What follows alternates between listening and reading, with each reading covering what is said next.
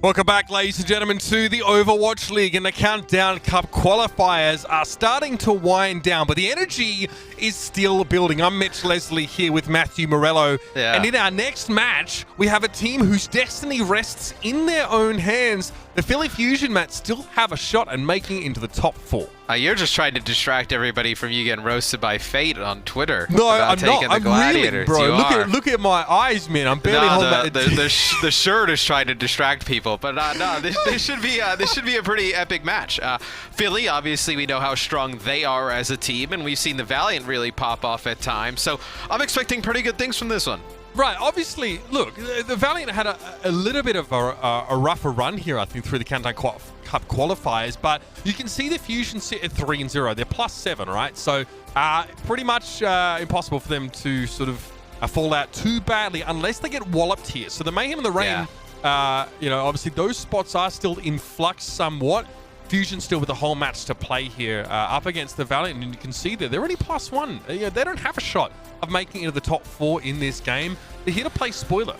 It's been a rough set for the Valiant in terms of what's been asked for the damage dealers in different compositions. They haven't really looked comfortable playing around the Genji as much, but we can talk about Philly as they've been such a strong team throughout the entire year, but it still doesn't feel like they're necessarily like a favorite. Let's say their regular season record's good. They have strong players at every position.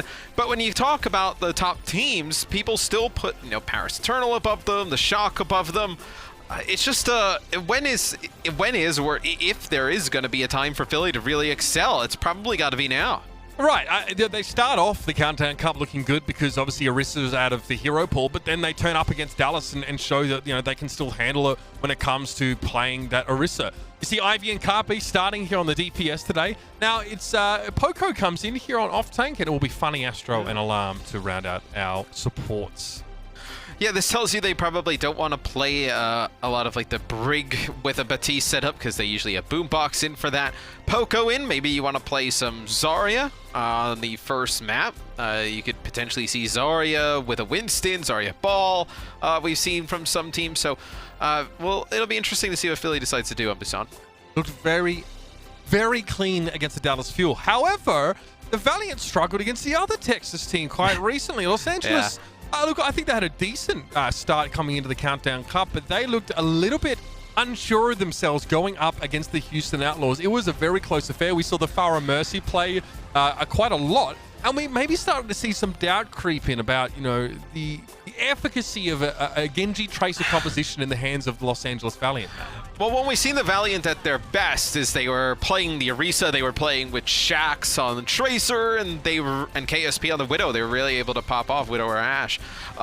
Whereas we moved away from that with how strong Genji is now, not having Shax in is a huge loss for them. So they have a close match against the Outlaws.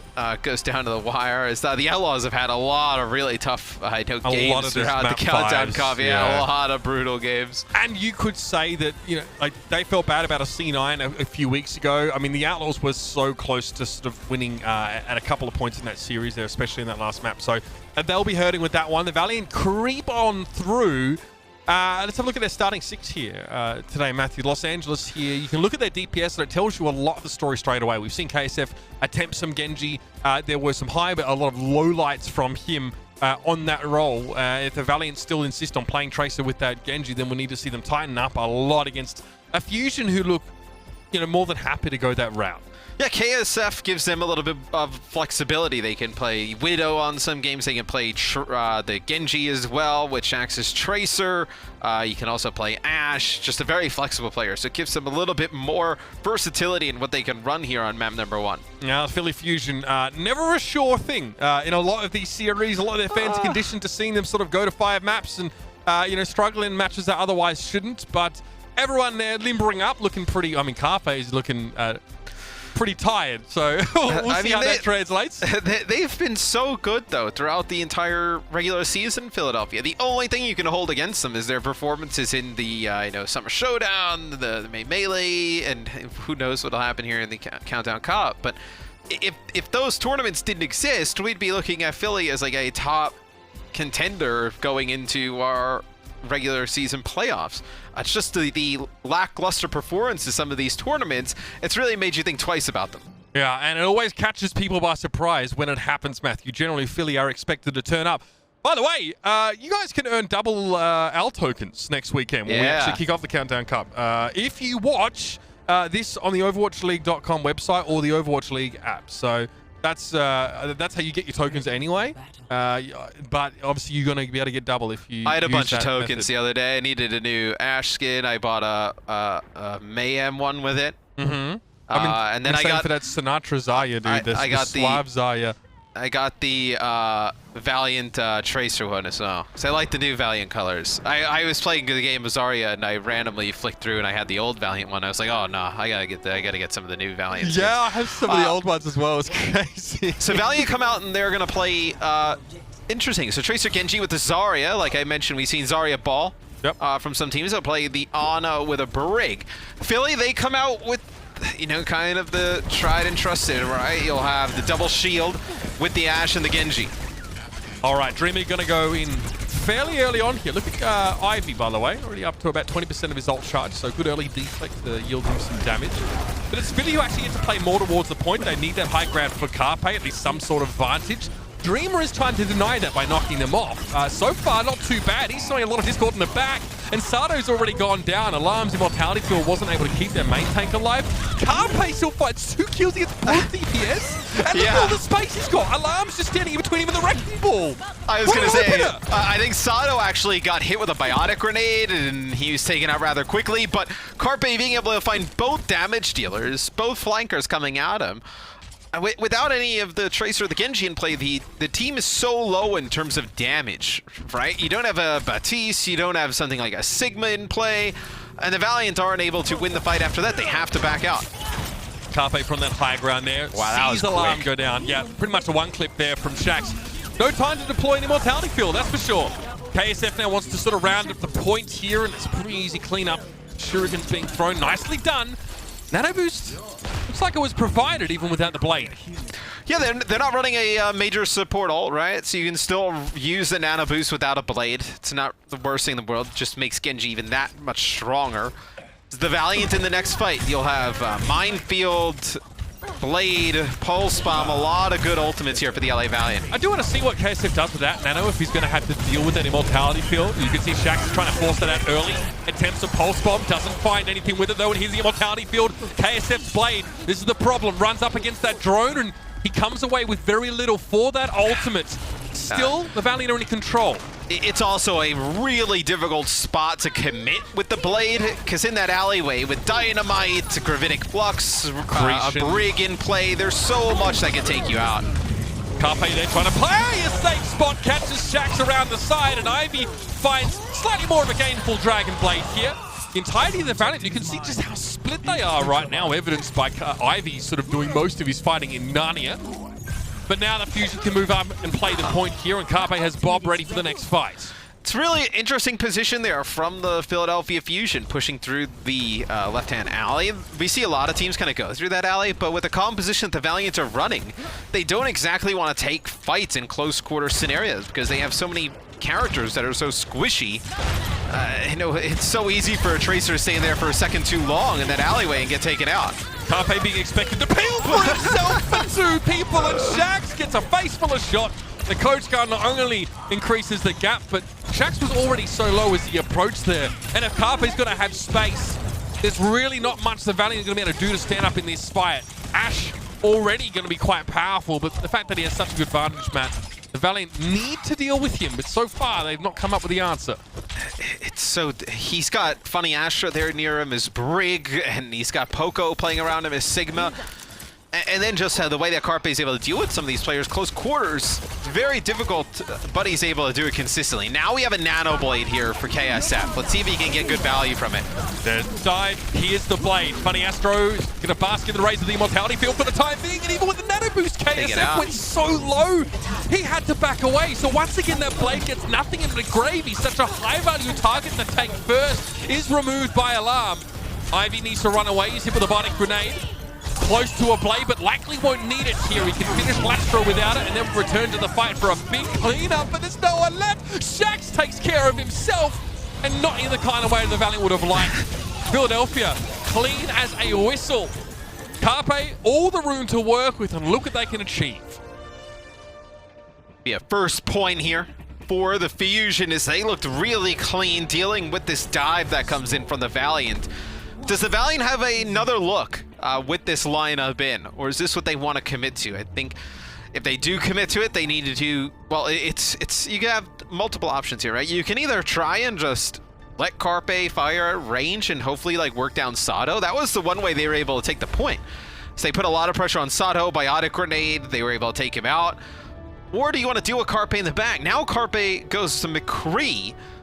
So because of this point, it's a little bit more medium size. You can play a little bit brawly if they're going to play the dive. And Leah Philly playing with a May, Lucio, Moira, Reinhardt, McCree. Such dishonesty in my game. This is such a brawl style of composition that just wants to charge down the tanks of the Valiant and even like the supports. They are closing the gap awfully quickly here. I mean, already the Lucio Moira tells you a lot about the intent of a team. They're chasing them coast to coast here. McGravy struggling to get away. Carpe, okay, he's being sectioned off a little bit, but just get up earlier in the morning if you want to get the better of Carpe like that. Shax, it's a 180 flashbang. He's cleaned off, and Shax cannot get close to Carpe without taking like 70% of his health just approaching him. It's easy for Carpe, man. All he has to do is shoot him once. And if you're Philly, this is such a smart composition because what do the Valiant do out of this? Now Shax will go Reaper, but you don't want to give up the Genji because Blade and Nano Blade are such a win condition for the Valiant. The one fight we saw them win was with the Nano Blade on the previous point. So you want to stay on Genji, but you don't really have everything else to make it work. Shax's on the Reaper. We'll see how this works out. They're going to play Reaper with Lucio to just try and use him as a battering ram into the front line. I mean, it's just respect also to flashbang. Shax just doesn't want to have to deal with that at the moment, especially given the backline's so hard to get to anyway. It's so slippery. Alarm. Okay, fires up the coalescence there, and the Valiant had no choice but to step up. They had to walk through this one. They're playing a Reinhardt-based composition now after going off the ball. What do you think about this Lucio-Ana combination in the backline here for the Valiant?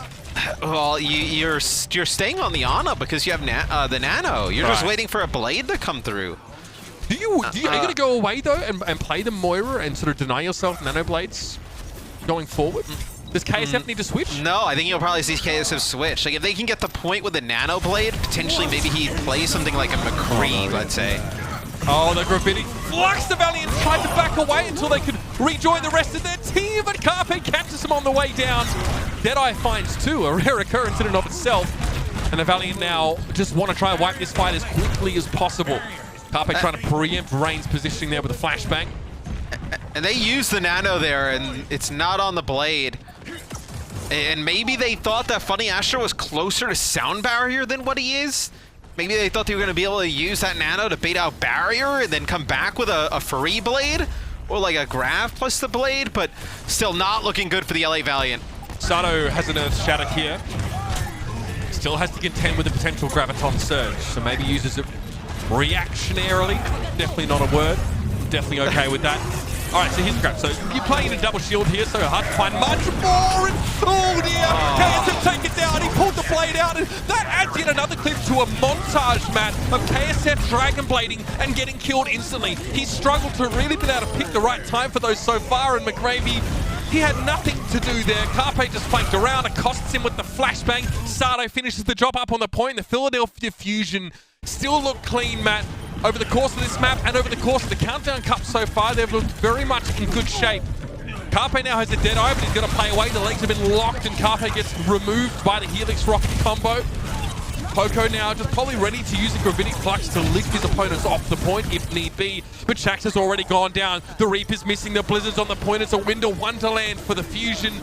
And Dreamer's frozen for much of that fight. Stays alive, though. Will probably fall here, the Gravitic Flux. No, he got healed up slightly in midair, but Poco should be able to finish the job here.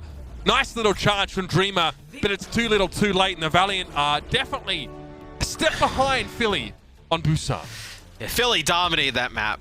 Specifically Carpe, and then also just the team with their ability to pull out a composition they knew would work against the Valiant, because I think the one knock you have against the Valiant right now is you know what they're going to run based off of who is in the lineup, or have a good idea of what they're going to run. So you know they're trying to play Genji, you can come out with a composition that really counters. The Genji plays really brawly, and there's nothing the Valiant can really go to outside of bringing in like a Reaper in some kind of composition with a Genji. That doesn't look great.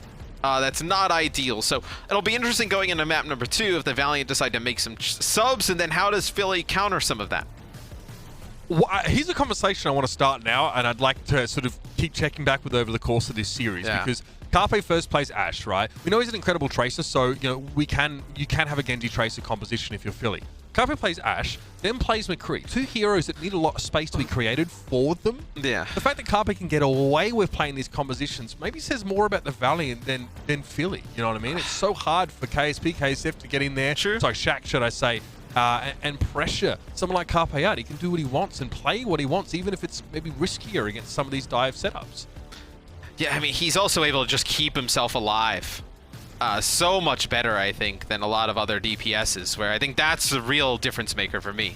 All right, well, again, we'll check back on that one and see how much space Carpe has to work with. We've got a map 2 is just around a corner, ladies and gentlemen. Don't go too far. Gibraltar is up next.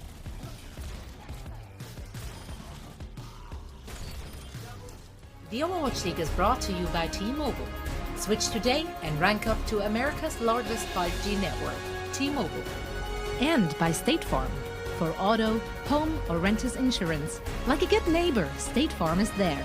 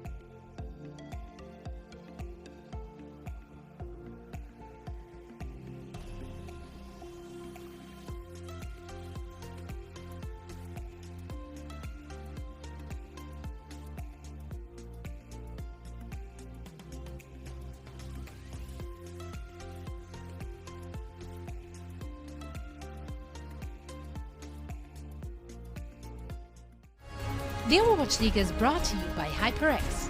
Unleash your style, unleash your fury with HyperX Fury Memory. And by Coca-Cola, the official refreshment of the Overwatch League.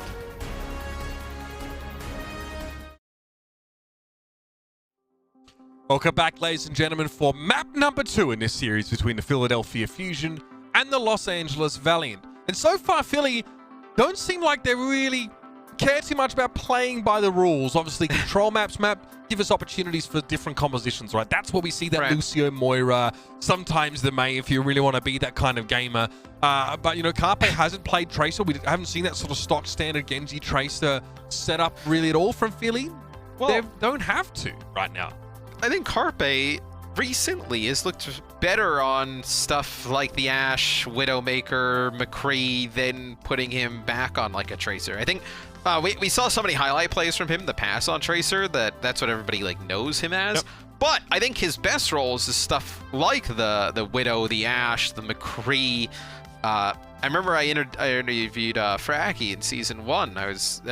I kind of asked him what he thought that Carpe's best hero was. He's like, oh, you never really see it, but like his Hanzo's really strong. Like, yes, yep. Where a lot we of saw players that at the end of season 1, to be fair. Yeah, a lot of players don't really kind of hype up his Tracer as much. It's still very good, but I think he's just so much better at some of these other characters.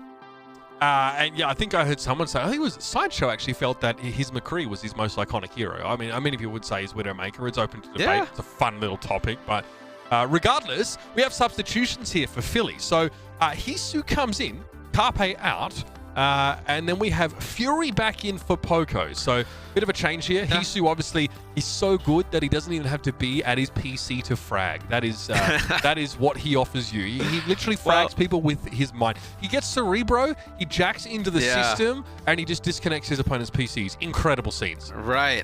If he does that, that would lead me to believe Philly should have an easy time with the Valiant here. Well, yeah, I mean, you don't might think be right. that'll be if that's the what you want case. to base it on, Matt, that's up to you. Yeah.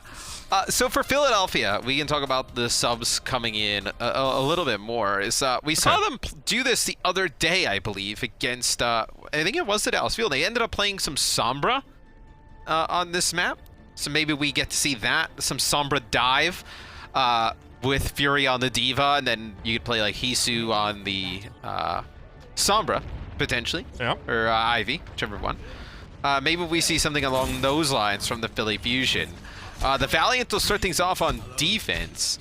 Yep, they're going to play the Tracer Genji yet again. Right. Yeah, speaking of players who love calling me out on Twitter about my predictions or casting Ivy, there's a lot of options for him to show us. We've sort of seen a Sombra from Philly on this map before, as you mentioned. Hisu's also like an insanely good Genji player. So, I mean, Philly have like a ton of options there as well. I would say Hisu's probably the player that the coaching staff of Philadelphia were most excited to see make his way into the league when he came of age. Just considered to be incredibly talented, which is kind of mental when he's on the same team as Carpe. But yeah, it does look like he'll be piloting the Sombra to start with. Yeah, this is what I was talking about. We saw them do this the other day with Hisu on Sombra and then Ivy on Genji. All right, so Ivy just a slight contest at the high ground here. The Valiant don't really want to overcommit because you leave the high ground open. The Sombra get in. 40% on the EMP already. Yeah, that's because he's got 45% of his team's damage so far. Easy clap.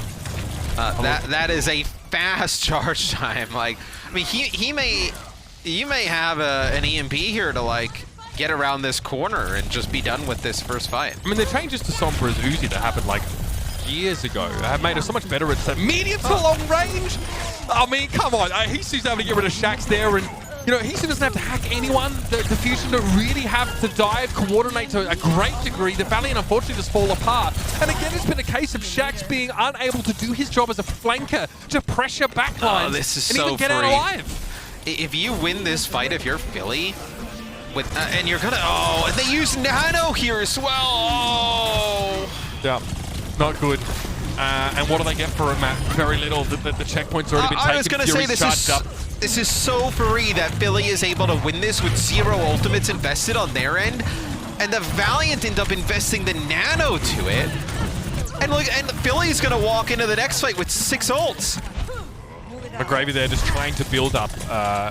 Well, not only build up a grab, but give some time for the rest of the Valiant to actually assume some high ground control, which in fairness they've been able to do. But Sato has Primal, there's going to be a grab, there's a Blade, there's an EMP. I mean, if Valiant don't get completely bundled out of this part of the map in disgrace, and I'll be very shocked. Hisu. All right, waits for the dive in. He's going to translocate on out, but here comes the Blade from KSF. There's no nano boost. That was already used beforehand. The KSF just gets swatted aside. Look at what he has to deal with. The rally comes through from Funny Astro. Sato using Primal, and he gets hit with a Bionic Grenade. 0 chance for him to get anything with that. It'll be a solo EMP here on the Dreamer, and they'll burst him down. Come on, you know you're ahead in ult economy if you're satisfied with reactively solo EMPing a Winston who comes in with a Zarya bubble. Granted, that's a lot of value. Winston just gets blown up instantly and doesn't have the chance to use Primal Rage, but still, the Valley now continue to be pushed back, and the problem is they're actually sort of feeding the next wave of ultimates now. Sato is a third of the way to his next Primal Rage, which shut down KSF's Blade single-handedly. But they haven't even had to think about nanoblading. They've had 0... There's been 0 need for them to invest in Nanoblade. You still have Nanoblade here for Philly, plus a grav to get you potentially through the end. KSF now plays Sombra to see if he can put some pressure on himself. Alarm has no interest in lining up any of his teammates to shoot at. No, it's all offensive underplay right now. Circa, yeah, the 2017 Jayhong. All right, here's an Anabusto. So here's the blade. Okay, I mean, Rain couldn't do much about that. No chance for a shield bash. Ivy actually stays out of LOS from that brig, so he can't be shield bashed and still gets the hitbox of the Dragon Blade there. Pretty cute. All right. And that'll give a lot of progress here to Philly. Here's where the Valiant, they're going to have a little bit of a struggle. Is the card is now moving in extremely fast towards the end of the map. Oh, Philly knows McGravy's been sitting on this grav for the entire time. So he is such an easy hack target, but now you have an EMP, so you're not even worried about that. I don't know how McGravy's been able to build up any charge, and there it is, 4 players. Yep, KSF's going to be in trouble too. The rest of the Fusion pylon in now. Sado West has his Primal Rage built up, and wow.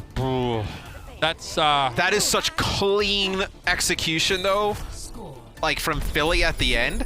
Is the EMP goes off, and they know McGravy's in that corner. They don't even want to give him a chance to live through that and get, because they know he's going to get pocketed because he has the grav. It's the only win condition for the Valiant at the time, and they just burn him down so quick. Wow, that actually really impressive stuff. That ranks in the top 5 of fastest attacks on Gibraltar. Not an easy feat, by the way, with how many games have been played on this map. I think it is, Matt, also a good example of a snowball. I don't think there was really any point after the Valiant used Nano Boost.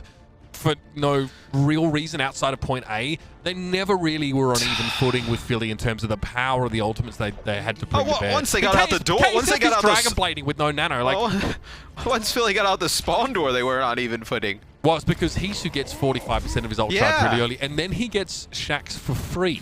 Who's trying to flank him. And then they didn't even need the EMP to take first point. I will say this though. Remember last year, that incredible upset victory for the LA Valiant with Custer on the roster against the Vancouver Titans. It was Shax's Sombra that took over that entire series, that entire match. Custer's been arguing that it was his Lucio that dominated the entire match, took over the game. I hope Custer's a bit more reasonable than that, but maybe I'm wrong.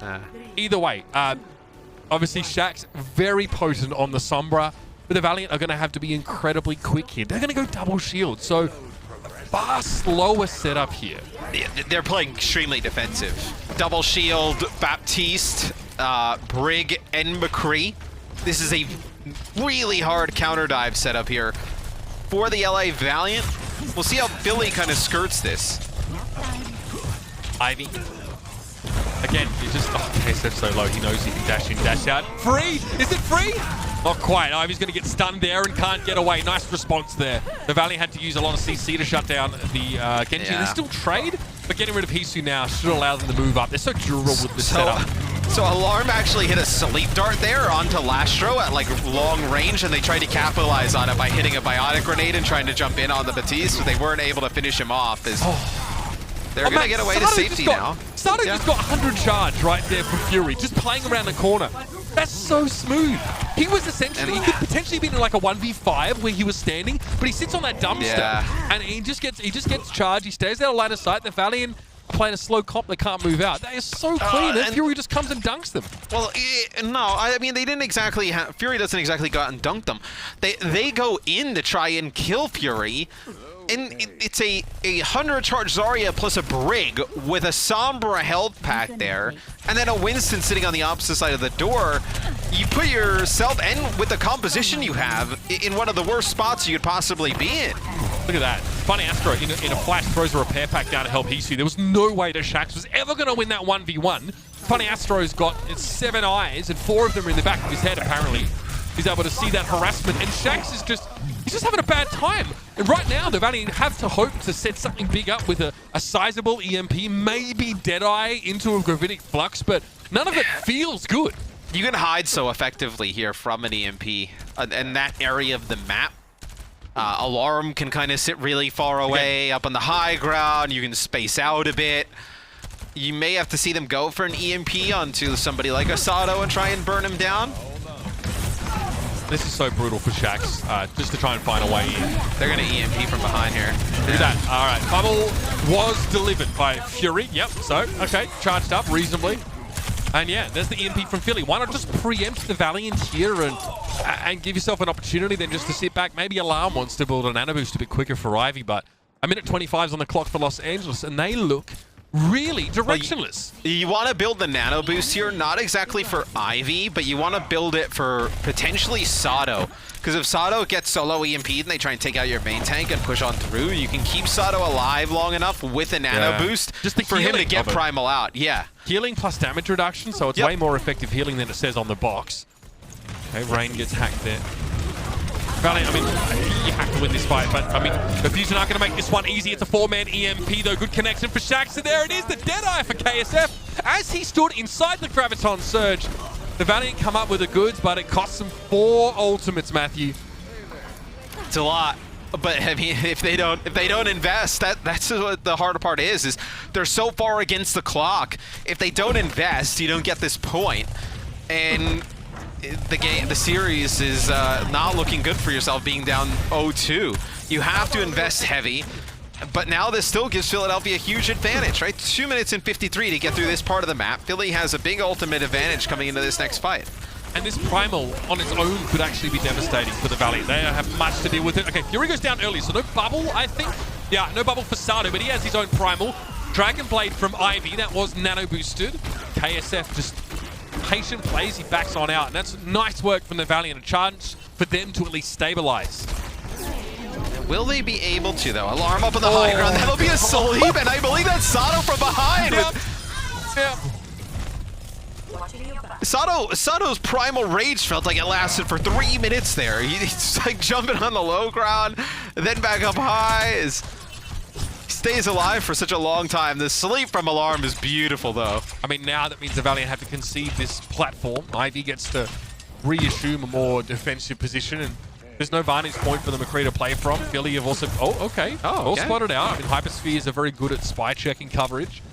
But Hisu has an EMP, and Philly already have pretty solid position set up. Look at Sato's playing right below the Valiant right now, so he's going to jump up. There's the EMP and a Bionic Grenade. Maybe McGravy's enough to end that fight, but the Fusion chase for extra ult charge, and again the Valiant are down to sub 90 seconds for this next fight. And how do you break in here if you're the LA Valiant? You see Sato just pushing on forward, no fear at all. What do you have to break through this area of the map? You can't exactly put like who's he EMPing here? They're so spread out. They're on top of the spaceship. You have a counter. You have a counter to the dive, I guess, in Immortality Field, then Supercharger play if McCree has a good position. But you're just using those ultimates to buy space. You're not even getting any progress. With a minute on the clock, you can't really afford that. Oh, the hack! Shaq's had EMP available, but no opportunity to use it. That's devastating. Hisu somehow able to complete the hack, and Ivy goes upstairs. Still, KSF was able to survive that. Immortality Field had to be used just to try and get some value out of the Deadeye. Spoilers, no value attained there. KSF is still able to make good on the investment in him by finding the kill on Funny Astro. The Fury now heads to the high ground here. That was some very cute tech, by the way, that allowed him to access that platform. And he's charged up, relatively speaking, and is close to another grab. 25 remain in the round. And you end up using your Ant Matrix in the high ground there. Lasha maybe in a last-ditch effort to try and heal the Dreamer, keep him alive, but... Sato troll, big troll. You'll have Nano Blade here for the Fusion. There is an EMP here. Let's see if Ivy can preempt it. No, he gets hacked, but it doesn't matter. He's still exactly where he needs to be. He doesn't need that mobility because he drops right on top of the Valiant there. Late EMP to secure the victory here for the Philadelphia Fusion. Absolutely light years ahead of the Valiant. Just a dominant performance on these first 2 maps from the Philly Fusion. I don't think there's any other way to spin it. They look great here running the Sombra. Sombra dive, I think Sato was huge as well on the Winston. And then map 1, they have Carpe come in, you play the McCree, you play the Ash, he just dunks on everybody as Philly looking to secure themselves one of the top spots here in the Countdown Cup. It feels like, Matthew, both of these teams are playing to their strengths or playing to their preferred kind of compositions. You don't see Sato being forced to play Orisa. He doesn't have to hold M1 for the boys. He gets to play that instant.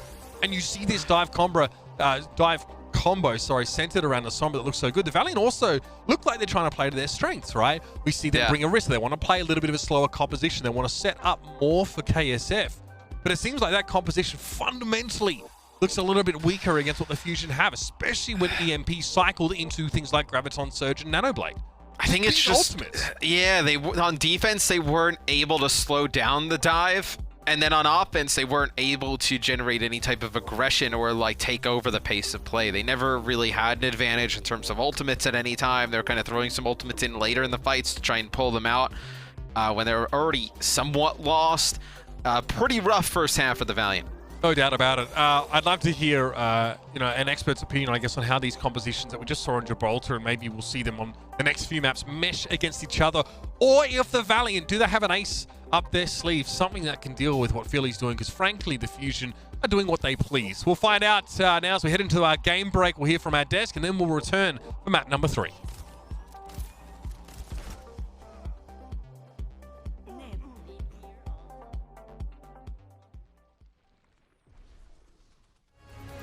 The Overwatch League is brought to you by TeamSpeak, the official voice supplier of the Overwatch League.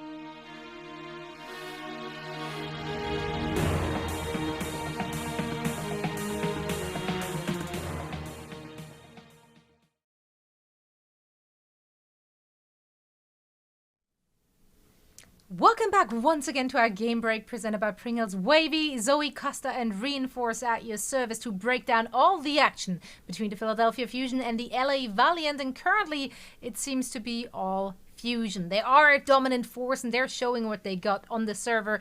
Reinforce, maybe starting with you here. You particularly liked the way they approached it. You like their compositions, if I understood correctly. Yeah, I mean, it's just incredibly impressive from the Philadelphia Fusion. The peak level they've been playing at for these past couple of matches have been so impressive. And it's a great sign going into the Countdown Cup. Now, we did see the Valiant come out playing the Genji, KSF, of course. And this is sort of what I hinted towards in the pre-show that I actually wanted to see. I actually wanted them to play the Genji and try to make it work. Now, they didn't really make it work. That was the big problem, right? They didn't really have the best teamwork around these Dragon Blades. It felt forced a bit of the time.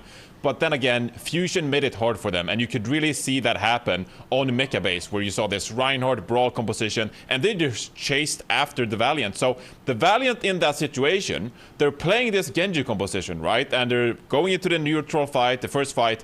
And then they realize that Fusion is actually playing this Brawl-heavy composition. And immediately, the entire win condition for the Valiant go out the window and they have to come up with something new. So I love this strategy coming out from the Fusion that just shocks the Valiant, quite honestly.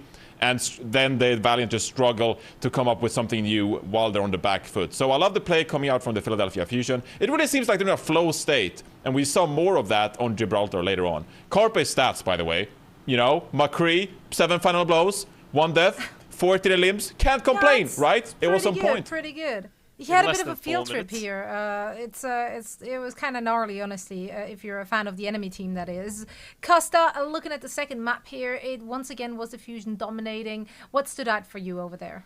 Well, we talk about how good Carpe was, and then they just take him out, and they decide to put in Husu, and they did the look that we saw them do against the Dallas Fuel, and it was not close. We'll put it that way. The LA Valiant, they had Shax on the Tracer and they're trying to use him to get space, like we've seen them be so successful. But literally any time I saw Shax poke his head, he got hacked. It was impossible for them to walk around the map.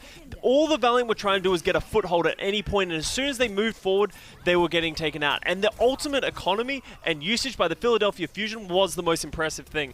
Matt actually highlighted in the map, they didn't even think about using a Nanoblade until the third point. That's how well they used their ultimates before then. And it was just a masterclass, honestly, of how you should be playing this Xayah Sombra dive. Incredible performance. And I just have to ask both of you, do you feel like this is a compositional mismatch, or is this just a simple example of being outclassed by another team? I mean, I don't know what Costa thinks on this matter, but I think the Fusion are just on fire and the compositions don't really matter at this point. The best way I could describe this to a novice viewer or someone getting someone new to the game is really that when I look at the Philadelphia Fusion as a former player, it just looks like they're in a flow state. Like everything just comes to them, and that's a great sign. That's a sign of great practice, great coaching. They understand their win conditions, their positioning, and they have a great teamwork. So everything is just coming together from these great practice conditions for the Philadelphia Fusion. And you can really tell in the way they're playing the game. So like compositions aside, I just think Philadelphia Fusion are on another level right now. Right, they're one with the Iris and the game. It's just working out every once in a while. Now in our Crunch Time presented by Pringles Wavy, we do have a lovely play from the Philadelphia Fusion on their offense, was it? On Gibraltar. Costa, walk us through it. Yeah, this is at the very end. So I was talking about the ult economy earlier. We see here they've used all their ultimates. They just used the Nanoblade. They just used the grab. Funny Astro and Hisu are 10% away from their ultimates coming online. They are smart enough, even though they're that close to the edge, they have the understanding and they have the communication to see them all fall back. They get the rally and they get the EMP. They're so scared of this McGravy Graviton Surge that he has right now. You see instantly, this is not the time you would usually throw in your Translocator, but knowing that McGravy is trying to play aggressive for this Graviton, Hisu throws it in and gets a massive EMP, so McGravy can't even use his Graviton Surge, and then they walk in with the rally and win. That just identifies how well they're using their ultimates and understanding their win conditions of each fight. They are so good right now. It's so impressive. Reinforce a few quick last thoughts from you as we're heading over to Eichenwalde. We are seeing a substitution coming out from the Valiant. Shax is out and KSP is in. What does that tell you? Well, it does tell me that we're going to see more Ashe play potentially, especially on Eichenwalde, because if you consider the high ground on point B specifically, having a hit scan player that can control that high ground and utilize it properly really helps. So that's maybe why they're subbing in KSP. Well, we're going to find out. Let's see if the Valiant can start their comeback as we're heading to map number 3. And for all the action, we once more toss it back over to Mr. X and Uber. The Overwatch League is brought to you by Pringles Wavy. Big crunch, big flavor.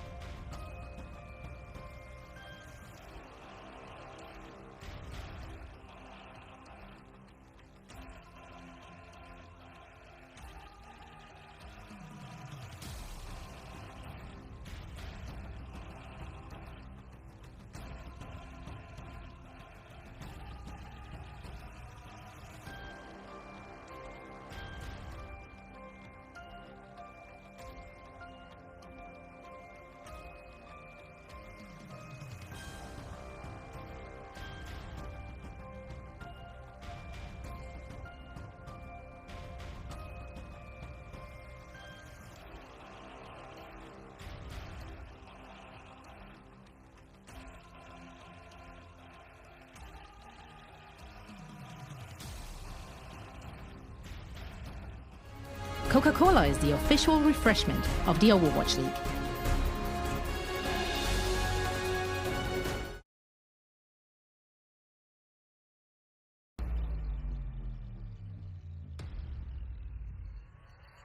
Smart.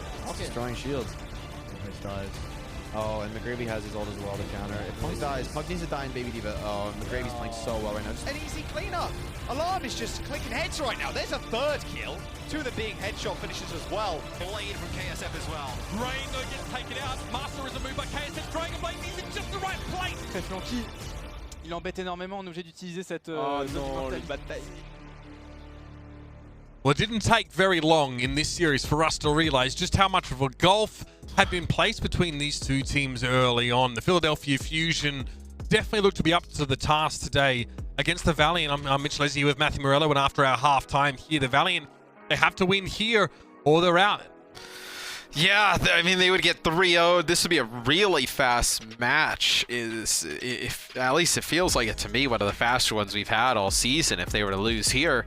Especially between two teams that we think are, well, obviously we know Philly, how good they are, but the Valiant, a team that we expect to be pretty competitive in a lot of our end-of-season tournaments and whatnot. They've usually been pretty solid. This has been a really standout performance from Philly. And this is the kind of match as well that could put the Valiant on the menu for any of those top 4 teams who get to select their opponent in the first stages of the Countdown Cup. I mean, they not only do Philly seem to be extremely strong, but the Valiant seem to be a little bit unsure of themselves in this current meta, which involves all heroes being available. Right, and I think Johnny mentioned it during halftime, and it was a lot of what I was talking about as well during the game, is that with the roster that they saw in Busan, they switched to a more brawly style composition in Philadelphia, and the Valiant had no response to it. And I think that's what's really hindered them in this meta, is that they're very readable in terms of who they play and what they're trying to do in certain maps. And a team that's as deep as Philly and as versatile as Philly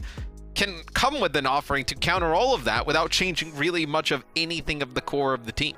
Speaking of changing the core of the team, though, KSP comes in for Shax here, Matthew, and next map is going to be Eichenwalde. So what do we expect, and does it make a difference to you? Probably some version of like Ashe with Genji or Widow with Genji, and you want to commit to having some type of hit scan with a Genji player the entire time. And I don't know how much of a difference it's going to make. It seems like Philly's been able to counter everything they've had. Even when the Valiant tried to really go heavy on the counter dive, I know Batiste, Brig, Double Shield, McCree, Philly was able to beat that on a map that has a lot of high ground control, similar to how Eichenwalde like Point B does on Gibraltar. So I don't know how much this is going to make a huge difference for the Valiant. And I think if it does make a difference for the Valiant, you kind of wonder why haven't they played him the entire time, right? Yeah. I mean, maybe they were trying for something with Shax of the somber nature, or to try and make that Tracer really work out. But now looking at the Valiant, you're still not really expecting to see, a strictly meta composition from them. I mean, I think there is something to say about, look, Shax has been so good for the Valiant this season, right? And it's the same type of thing for Carpe on Philly. Is it feels weird sitting them at times, even if it is the right move in terms of like meta composition you want to run. Just because you always kind of wonder, like, well, what if we had that player in, right? I think that's probably got a little bit of something to do with it. I can imagine, I mean, if I was a coach, just sitting somebody like that would be a difficult move just off of how good they are in so many different scenarios. Yeah, it must be tough to have so many good players and to be able to rotate them through. And you can see, I mean, the numbers aren't really with the Valiant. This is definitely Philly's best map type in general over the course of the season. I'd be shocked if they try and play Winston on this map, but if they come out of the gates with something like this, that is still quite ballsy. But we expect double shield of some variety, and yes, the Sigma Arista seems to be the most reasonable. I think Ivy was scouting there briefly. Yeah, you're gonna have you're gonna have Ivy scout. Oh, they're doing it. Yep. Yeah, this is well, this oddly, like when you think about Eichenwalde B.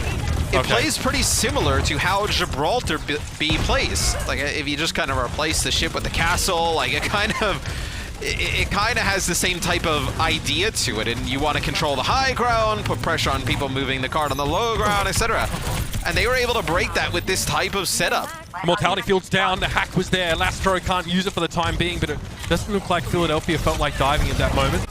Fury, most of that early charge he built has dissipated, and as the Fusion approached the front line, the Valiant were able to clamp back really quickly. The major difference here for the Valiant is you have Ashe in play. They were playing McCree. Is this will be a nano on the Fury? Force of mortality. Lastro's potentially trying to build towards grab or catch somebody out here who's playing a little bit further up. That's a gamble. That would be the definition of a gamble. Yeah, as maybe they want to switch off of it, but it seems like it was to try and catch a player coming in a little bit too deep off guard. He was at like 90 charge, build towards a grab, and maybe get a pick to try and get everything going, but it definitely backfires. I mean, that may be the case, but look at Alarm's ult charge. Yeah. Like, what is that? 65% already. It wasn't even a fight. It was the break between fights, and they catch McGravy this time. Hisu was able to make the engagement. He's going to have to translocate out, otherwise he would have gone over the edge. But now we can walk into the backline again, get a free hack. Maybe it's KSP, maybe it doesn't really matter who it is. But Ivy has gone down. KSF looks comfortable here, and Alarm gets rid of Rain. So Valiant are only really working with Lastro's healing right now and want to try and play close together, but their front line does get hacked. Bear in mind, Immortality Field still available, and it gets pulled out at just the right time by Lastro. But the point belongs to the Fusion right now. The Valiant are down a few players. McGravy tries to go upstairs here with the Gravitic Flux to find at least the kill on Alarm. Say use a Gravitic Flux. How many times have you seen that? A team use a Gravitic Flux to try and solo the Ana in the back. I mean, that doesn't tell you how important Alarm is. It was also to get McGravy into the action, in fairness. Get some of that mobility. Now he's hacked, so he doesn't do much against Hisu. He needed to get over the top of the building to even get a chance to touch, right? That's right, and he was hoping to combine something for KSF to get an easy blade kill. This has been ugly for Philly. I would say, yeah, scrappy. They got 2 ticks here, but only 1 minute and 10 remaining, Matt. Yeah. I mean, for the next fight, you'll have, what, EMP Nano Blade? Not the worst of combos to go into a fight with. So we'll see if they're able to get something out of it, though. Sato, look, he just goes around the corner, takes some damage, just to allow them to get the Nano. For sure, Hisu probably going to just try and farm up towards this EMP. Maybe use Nano Blade first and then an EMP after. That was a nice dive. That air matrix is useless right now for most of the Valiant. They get rid of Sato early, though, but Ivy's going to try and go in with this Nano Blade. He's found 2. Crucially, no Brigitte. There is still an Immortality Field from Lastro if need be, though, so it isn't home free so far for the Fusion. Here's the EMP, though. That catches 4. Nicely done by Hisu. Just a vertical translocate throw. Goes for the TP, and Fusion have the point, and a bit of a stagger at the end of the fight. Yeah, the timing there is perfect from Hisu. He's waiting for Ivy to have another dash in play, and as soon as you see him translocate up to go get that EMP up on the high ground, the dash from Ivy comes right on through. They're able to get to KSP up on the high ground, take him out. Now the Valiant, they have the advantageous position of having the castle, right? We'll see if they're able to make it anything out of it, though. Having a supercharger, plus, I mean, just double shield in general up on the high ground here, with that Ash in play, they should be able to pump down tons of damage. Okay, here the Valiant drop. They don't want to let the card advance too much further. They'll play the corner. This lets Hisu be more of a nuisance on that high ground, but all right. Supercharger and the Swift Strike finish on Hisu, as he had to translocate to that low ground, and now these two teams will swap places for the time being. KSF doesn't elect to blade. Doesn't really feel like he needs it so much now, as the Fusion are essentially corralled on the high ground, but this could be a bit of a trap. Oh, Lastro lucky to get away, and now McGravy's going to have to go for a Gravitic Flux here to shut the Fusion down. Sato, though, gets nano boosted and goes for a Primal Rage. What more can be done here? Trying to get the environmental kill on Lastro, but it's going to be tough now. Some swift footwork from Lastro gets himself out of harm's way, and Sato, I think he's okay with that, honestly. Yeah. I mean, maybe they would have been able to make it back into the castle. You have the health pack hacked, and at least keep some of that control, but you'll still get the cart moving. It's a cute whip shot one way or another. And yeah, the Valiant still suffered enough of casualties in that fight that you can see in this area. Fusion have a grab to work with here, and Ray might be caught out. I think it was an attempt at a shield bash from Bunny Astro to keep the enemy brig behind their lines. And Ivy, that's so clean. He backs out just as he needs to there. That could have gotten really nasty with that amplification matrix in play. Still, the Fusion are holding on to the Graviton Surge. The Valiant are down Lastro, so the healing is going to be sorely taxed, but they've got enough poke to keep Fury inside of his hidey hole and to buy some time for those reinforcements to come. Nicely done by the Valiant here, not overextending. KSF still behind.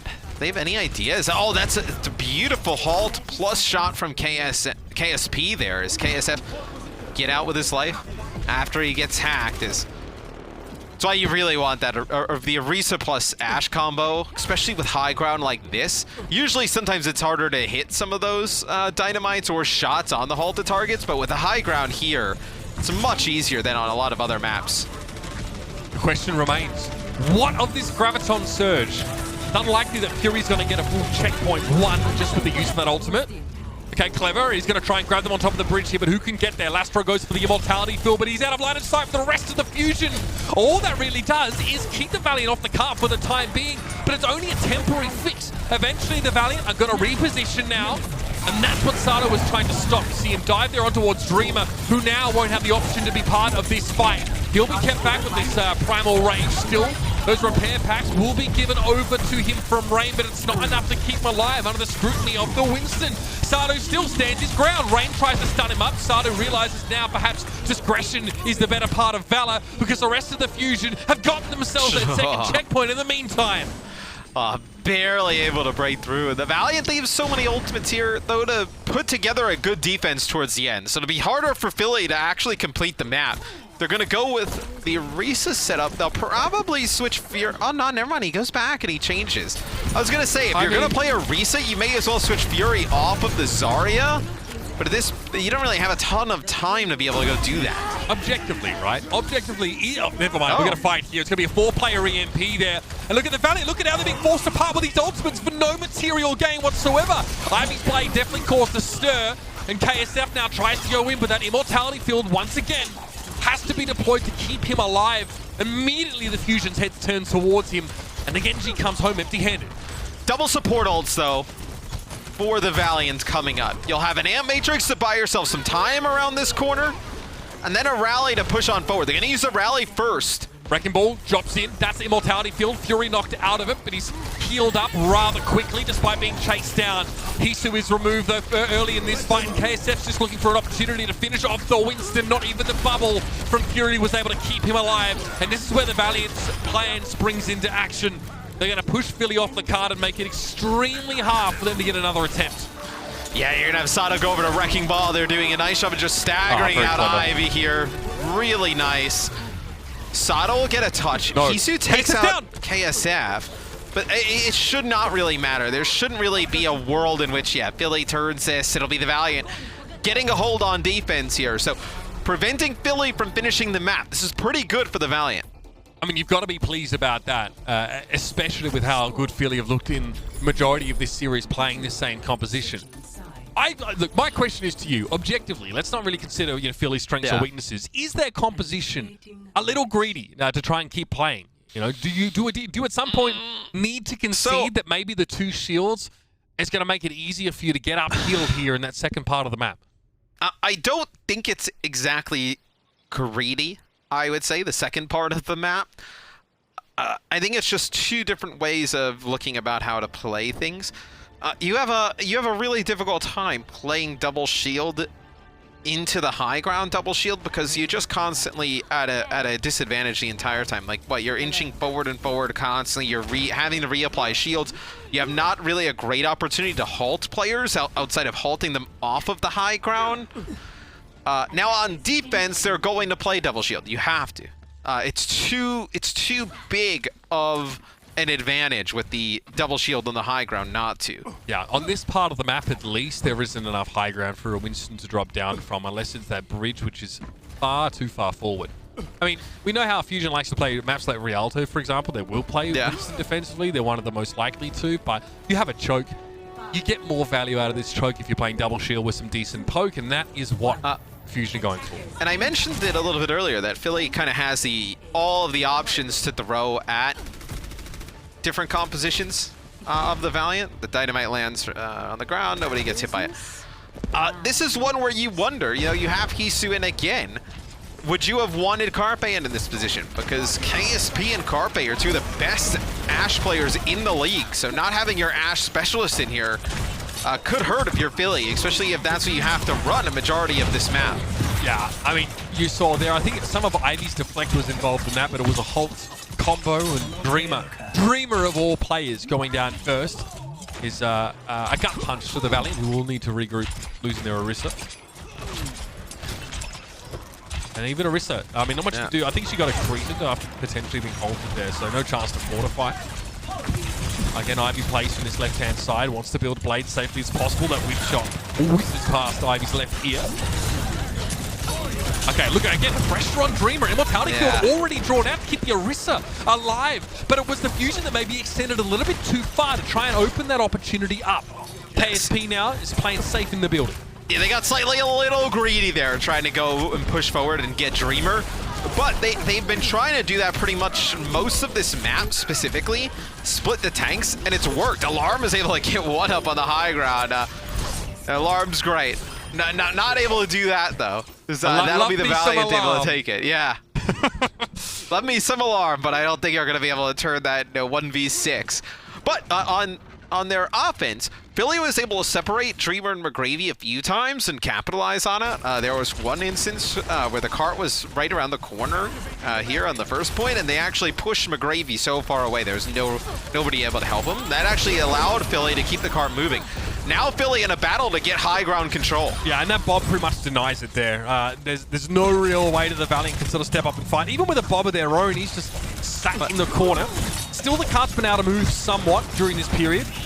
You see though, Mitch, this is what you have to do if you want to run the double shield and on offense here. You have to just kind of invest ultimates and try and get high ground and push them back.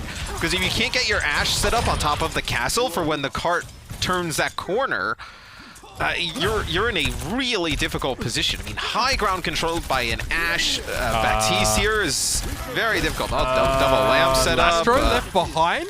Can he win the 1v1? This is the longest 1v1 of all time. Yeah, they tend to be a little bit, by playing gun game in custom lobbies. Yep, there's a reason we don't have Baptiste and Brig 1v1s at the All-Star game. Right. It lasts a little bit. Okay, so... Sato drops! Whoa, Sato, are you okay? Alright, has to fortify immediately. He took a face full of damage early. Somehow still alive. That's incredible. That's actually ridiculous that he survived that. Fury steps in front of him with a kinetic grasp by the looks of things. Did he get halted or did he voluntarily jump down? It looked to me like he voluntarily jumped down. Yeah, it looked like he voluntarily jumped down, which, I mean, they used some ultimates. They want to start the fight. I don't think the Valiant expected that, though. It worked. I can't believe it. Supercharger in here? Yeah, I mean, why not? You use an immortality field. You know, your Genji can linger a little longer. Swift strikes. And now, look how easy this is to line of sight, by the way. Oh, okay. The Valiant used so much here. Well, that was a mess. An absolute mess. Valiant go for an amplification matrix, and then Philly said, well, okay, we'll just step to the right and not be subject to your damage amp, and then we're going to do it ourselves. You're stuck on a breach. You can't sidestep this. Look how much shielding Fury has. he just ate up, like, all that damage coming on through. Now you're fighting this battle again. You see how quickly that Orisa barrier disappeared. Take note, players. You're better off, at least in my opinion, you're better off trying to dive that high ground and playing some of the Winston setup and just kind of juggling up and down and putting pressure back than trying to fight hit scan versus hit scan with yours being at a high ground disadvantage. Right. You don't have the elevation. It's really hard to get. I mean, this Bob's just going to get blown up. Kinetic grasp while Bob was trained on Fury, so Fury once again is just he's hulking. He's been on that creatine, that's all I'm going to say. Now he continues to play the high ground. Bob is doing his job by contesting presently, or at least putting pressure on the Valiant. So where does this Gravitic Flux go for McGravy? Spoiled for choice, so many options, but Immortality Field was deployed, so that Sigma ultimate is essentially nullified. And here come the Fusion now. They want to switch gears and go aggressively, get KSP with the Dynamite, and Hisu is safe. Look at that. Dreamer can't even chase him up the stairs because he's facing so much pressure from the main Fusion force. And this is it. This is the same shades that we've seen over the last couple of maps of Fusion doing exactly what they want. And now the cart's going to start to move backwards. Even if you win this fight for the Valiant, Philly still has a last fight left in them on defense. So now you're in a position, if you're the Valiant, what's your options? Like, okay, can we open up the high ground with a Blade? Well, we don't have a Nano. They have Immortality. They'll probably just take the Genji out straight away. Can you slow play this and keep going with these shields up top? I don't think that's a great option either. It's why it's so difficult to play these mirror compositions, especially on a map like this. Ivy communicates that he sees the player attempt to sneak the cart through in KSP. But you don't want to fight in this room, especially not if you're Ashe. Halt there. Fury looks like he followed up with an accretion kill. And now the Valiant like that hit scan pressure. I mean, outside of Lastro, if you really want to count that. Isu has Bob, so this probably goes down to the cart. And you can let them move the cart. As long as you hold on to this high ground, they're gonna have to use a ton of ultimates to get you off of it. Gravitic Flux is thrown. It's more speculative than anything else. That All right, that's relatively easy to break line of sight against that amplification matrix there. Fury eats up the hole, nicely done.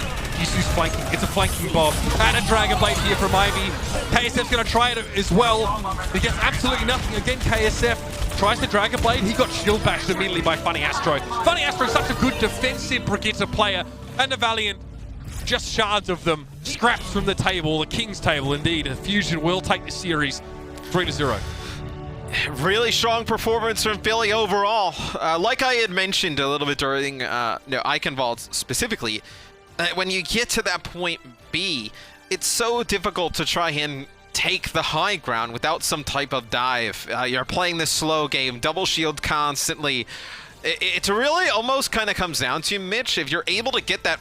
Once you get the cart and you get it through the doorway, if you're able to get into the castle and secure high ground there, then you can control it. Because at that point, you're probably getting the cart all the way around the corner to like that final kind of home stretch. That's how much that high ground means there. And when the Valiant never get the high ground, there's no way with the composition they have, without something big like a Nano Blade, which they're not running an Ana, to be able to take it back. They just don't have the firepower or even the speed, right? You don't have a Lucio to kind of like get you into the castle without taking tons of poke damage. You go into the castle, you sit there, they collapse on you from both sides. Very difficult to make that composition work on that part of the map.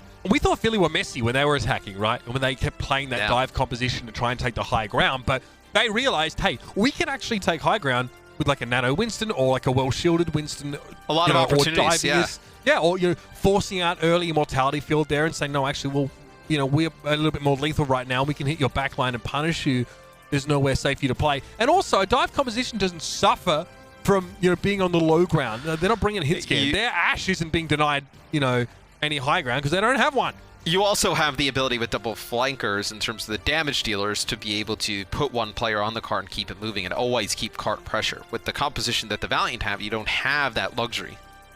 Incredible stuff from the Fusion. Look very, very good and look more comfortable coming out of hero pools than they were in them, which is a good sign for them heading into the Countdown Cup. Our player of the match, though, today, presented by Xfinity, is Alarm. Over the course of this series, the guy's an absolute freak beast, Matt.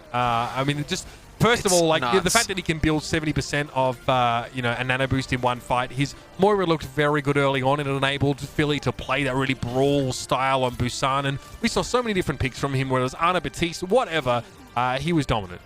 I think Alarm is really raising the bar in terms of supports in the league overall. And I think that's... it's probably kind of interesting to look at from the numbers perspective, but the ability for him that he has to play Ana, to play Batiste, to play Zen, to play Brig, like all at a high tier level is something we don't see out of many other players in the league, if any. And I think that's, you see his performance today, whether it be on the Batiste or the Ana specifically, the little bit that we get to see from him on the Brig, I believe we saw maybe today for a very short period of time. Just tremendous. I think for Philly, it's really transformed this team on top of some of the other pieces they've added. But Alarm was fantastic today. I think he and Funny Astro look really good in this setup. We knew Funny Astro as more, I guess, of a Lucio player, but defensively, Funny Astro looks really, really good. The shield bashes have been coming exactly where they need to, so we're very impressed. Look, here's our standings, Matt, as we quickly move along. So Fusion, they secured that third spot. They do get to choose their opponent, and the Valiant will sink to 6th place at 2-2 with -2. Okay, it's not a horrible performance from the Valiant, considering this hero pool doesn't tend to their strengths as a team. So to go even, that's about what you would want to see if you're a fan of any of your teams in the league. As long as you can keep your head above water, go even. Don't have some of those really bad, stages or cup qualifiers where you go 0-3, 1-3, whatnot. Just see your team kind of stay even, and then have some good metas, bad metas, a little bit of fluctuation. It's not all doom and gloom for the Valiant. They didn't look good here today, specifically. But they also played against a team that you can make an argument is one of the favorites, if not the favorite, in the Countdown Cup. You have the better part of a week now to go back. You have a good idea of who you're going to be playing against, of course. Our selection show will bring all of that to light. So the Valiant have a chance to cause some upsets. Because frankly, if you can't handle any of these top 4 teams, you're not going to get too far because you're probably going to get picked in that first round. Then again, though, there are a ton of teams that still need to fight their way through. The Valiant sits in a decent spot here. They can force teams to play their game right now. Obviously having 2 wins coming out of it isn't too bad, but I think there's a lot for them to be working on. Coming up next, though, is going to be our final match of our Countdown Cup qualifiers. It's crazy how this season is flying past. Yeah. Once again, the Boston Uprising are fighting for survival. They're fighting for a chance to compete here after having to sit out the Summer Showdown. The Vancouver Titans in the Summer Showdown, let's not forget, they were 4th seed. 4th seed. Now they're fighting for their chance. Some will call this match the Thunderdome. I call it the Chunderdome. We might find out when we come back after the break. Stick around, ladies and gentlemen. One more match left for this week for today. It'll be the Titans versus the Uprising. We'll see you in a few moments.